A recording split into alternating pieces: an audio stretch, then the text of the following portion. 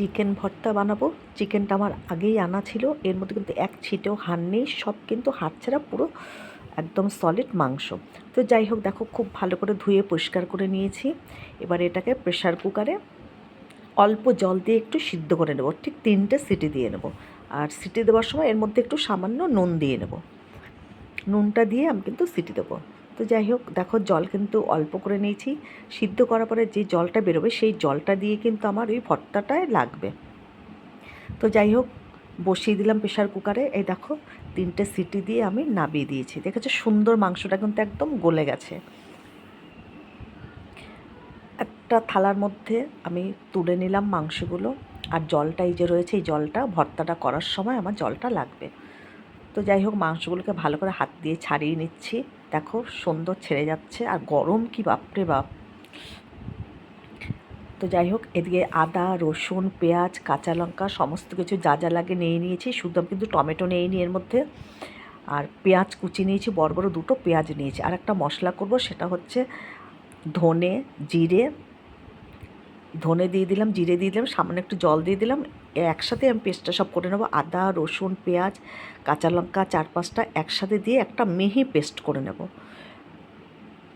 দেখো একটা আমি বড় একটা পেঁয়াজ দিয়েছি এই পেস্ট করতে, আর 2টো বড় বড় পেঁয়াজ কুচি নিয়েছি। তো যাই হোক, টমেটোটা তো আজকে নিলাম না। আর এই দেখো কড়াইশুঁটি নিয়ে নিয়েছি। আর এই দেখো মাংসগুলো কি সুন্দর, দেখো হাত দিয়ে ছিঁড়ে ছিঁড়ে রেখেছি, একদম ঝুরো ঝুরো। আর এই যে পেঁয়াজও নিয়ে নিয়েছি। কড়াই বসিয়ে দিলাম। কড়াই গরম হলে বেশ খানিকটা কিন্তু আমি তেল দিয়ে দিচ্ছি।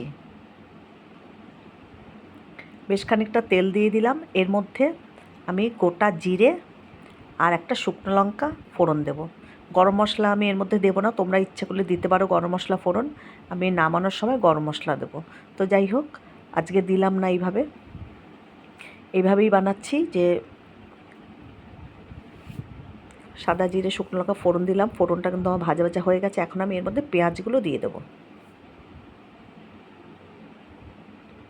দেখো 2টো মিডিয়াম সাইজে পেঁয়াজ কুচি নিয়েছি। এবার পেঁয়াজটা একটু হালকা ভাজা ভাজা হলে, বেশি কিন্তু ভাজবো না, একটু হালকা ভাজা হয়ে গেলে পরে যে পেস্ট করে রেখেছি মশলা, সেটা এর মধ্যে দিয়ে দেবো। দেখো আর একটু ভাজা ভাজা হবে। এই দেখো একদম লাল চিপচিপে হয়ে যাবে ওরকম কিন্তু একদমই করব না।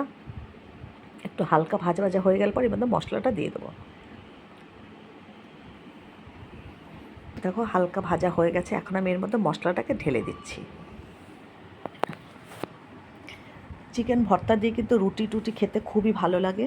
রুটি, পরোটা সমস্ত কিছু দিয়েই কিন্তু তোমরা খেতে পারবে। একদম সলিড মাংস ওরকম না খেয়ে এরকম কিন্তু সলিড মাংসগুলো দিয়ে চিকেন ভর্তা খেতে কিন্তু খুব ভালো লাগে। তো যাই হোক, পরিমাণ মতো নুন, হলুদ, কাশ্মীরি লঙ্কার গুঁড়ো সব কিছু দিয়ে খুব ভালো করে মশলাটা আমি কষিয়ে নেব। মশলা কষাতে কষাতে যখন মানে একদম শুকিয়ে আসবে, তখন ওই যে স্টকটা বানিয়ে রেখেছি, প্রয়োজন হলে ওটা দিয়ে দিয়ে ভালো করে কষাবে। এমনি জল আমি দেবো না এর মধ্যে। তো যাই হোক, এই দেখো মশলাটা কিন্তু কষা হয়ে গেছে ভালো। সামান্য একটু এবার আমি স্টক দিয়ে আবারও কিন্তু 2 হাতা দিয়ে আবারও কষাবো। এবার আবারও ভালো করে কষিয়ে তারপরে এর মধ্যে আমি দিয়ে দেবো মাংসটা। কড়াইশুঁটিটা কিন্তু এখন দিলাম না, কেননা কড়াইশুঁটিটা কিন্তু এখন দিলে একদমই নরম, মানে খুন্তিতে নরম হয়ে যাবে, কারণ এটা ফ্রোজেন কড়াইশুঁটি, একদম সিদ্ধ কড়াই। ওটা আমি পরে ব্যবহার করছি আজকে। এখন আমি এর মধ্যে মাংসটা দিয়ে দিলাম। দেখো মাংসটা কি সুন্দর ঝুরঝুরে হয়েছে। এবার ওই স্টক দিয়ে দিয়ে এবার মাংসটাকে খুব ভালো করে কষাবো। কিছুক্ষণ কষিয়ে নেবার পরে তারপরে আমি কড়াইশুঁটিগুলোর মধ্যে দিয়ে দেবো। তোমরা কেউ যদি ভর্তার মধ্যে কড়াইশুঁটি দিয়ে না খাও, তো একদিন খেয়ে দেখবে, খুব ভালো লাগে খেতে। এবার যে জলটুকু বেঁচে ছিল স্টকটা, সেটা দিয়ে ভালো করে নাড়াচাড়া করে আমি ঢেকে রেখে দেবো। এবার এটাকে আমি ঢেকে ঢেকে পুরো রান্না করব। মশলা কষানোর সময় কিন্তু আমি একটু গরম মশলার গুঁড়ো দিয়েছি।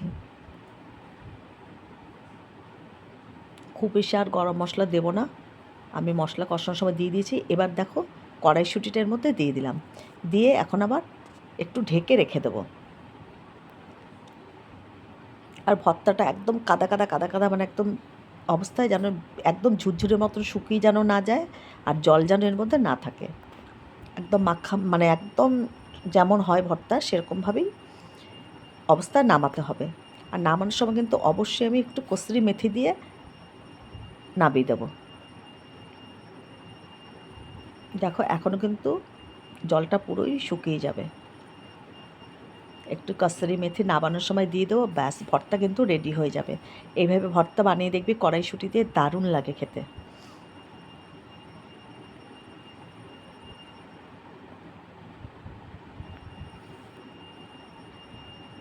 দেখো আমার কিন্তু জলটা সবই শুকিয়ে গেছে, বেশ